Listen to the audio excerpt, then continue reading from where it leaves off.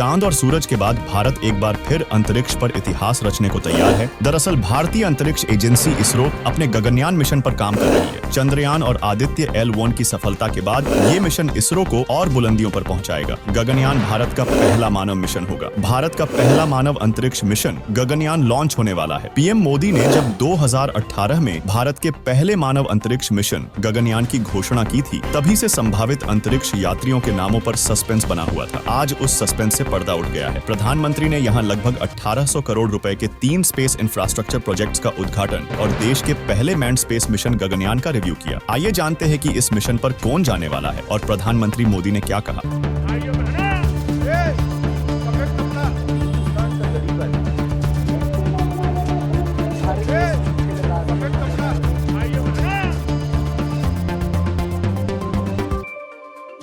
प्रधानमंत्री नरेंद्र मोदी मंगलवार को केरल के तिरुवनंतपुरम स्थित विक्रम साराभाई स्पेस सेंटर पहुंचे। उनके साथ इसरो चीफ एस सोमनाथ भी मौजूद थे। प्रधानमंत्री ने गगनयान मिशन पर भेजे जाने वाले एस्ट्रोनॉट्स के नामों का ऐलान किया और उन्हें एस्ट्रोनॉट विंग्स दिए। जिन एस्ट्रोनॉट्स को गगनयान मिशन पर भेजा जाएगा उनमें group captain Prashant Balakrishnan Nair, group captain Ajit Krishnan, group captain Angad Pratap और विंग कमांडर शुभांशु शुक्ला शामिल हैं। इन चारों की ट्रेनिंग रूस में हुई है। चारों लोग जो बेंगलुरु में अंतरिक्ष यात्री प्रशिक्षण सुविधा में ट्रेनिंग ले रहे हैं, मंगलवार को तिरुवनंतपुरम में इसरो के विक्रम साराभाई अंतरिक्ष केंद्र में थे, जहां प्रधानमंत्री मोदी ने उन्हें दुनिया के सामने पेश किया। हमारे सहयोगी संस्थान TUI ने जुलाई 2019 में सबसे पहले बताया था कि गगनयान के सभी चयनित अंतरिक्ष यात्री टेस्ट पायलट होंगे, क्योंकि यह भारत का पहला अंतरिक्ष उड़ान मिशन है। अपने विशेषज्ञता के कारण टेस्ट पायलटों को आमतौर पर उस हर चीज का अध्ययन करने के लिए कहा जाता है जो पहले कभी नहीं आजमाई गई चीज में गलत हो सकती है। अब आइए जानते हैं कि प्रधानमंत्री मोदी ने स्पीच में क्या कहा। दरअसल प्रधानमंत्री ने कहा कि मैं चाहता हूं कि हर कोई हमारे अंतरिक्ष यात्रियों का खड़े होकर अभिनंदन करे।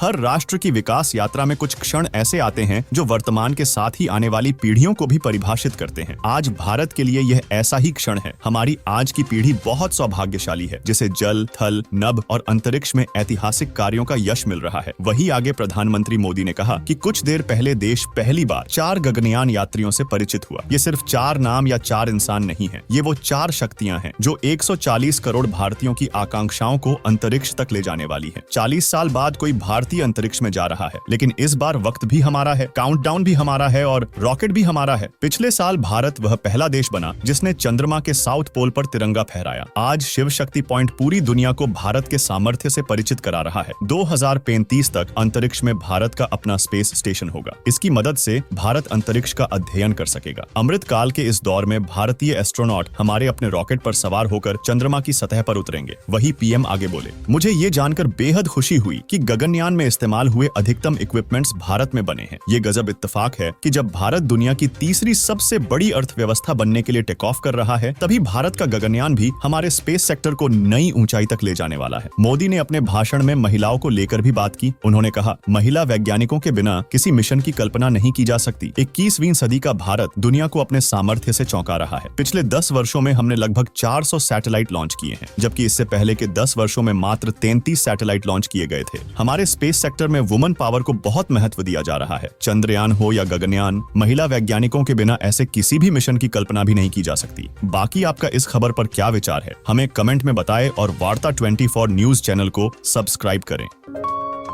आप देख रहे हैं वार्ता 24।